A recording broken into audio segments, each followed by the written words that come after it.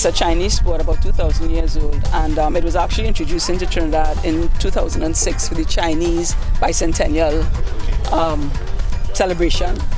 And so what has happened since then is it has just taken off in Trinidad. It's a power sport. It requires physical fitness, but it is also hugely mental. It's an intense sport because we're out on the water working as 22 people paddling, one person helmet in the back, making sure we go in the right direction, stay in our lanes when we're racing. The other person in front, technically the drummer. What we're doing currently is we're actually trying to put together a national team that will represent Trinidad and Tobago in Hungary in the 2013 Dragon Boat Championships, World Championships. As you look around, you see we have people very young to not very old, but older. Our oldest paddler is 62 years old. The youngest is about 11 or 12 that we have here. These are the people who are trying to make it on the national team. I knew since the last time that I was going to be in Hungary.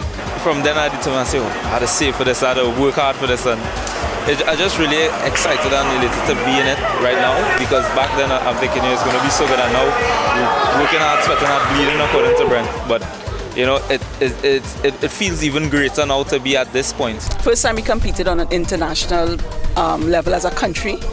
And we medaled, I think we came home with some 23 medals. Okay. So we landed on the world scene with a blast. So they're looking out for us this year. Our clubs now are heading outside. We have clubs that have been as far as China, Malaysia, United States. We've raced in Canada. Last year I took a girls team to Long Beach in California. So we actually getting some international exposure, and I think that is certainly huge growth. The thing I like about it the most is the family atmosphere that you get. I mean, it's a sport that could stick with you throughout your whole life. As you start paddling, you get some injuries, you work on the injuries, and you come back and you can still paddle for a number of years. I like that part about it. I think fundamentally Trinidadians like the water. We like freedom. We like to line, and being on the water just adds that whole atmosphere. Anybody that wants to become involved can write to us. Our email address is ttdbf1@gmail.com.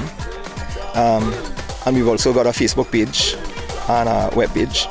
Okay, so for anybody who does dragon boating, just give them a call, and we always willing to welcome new people.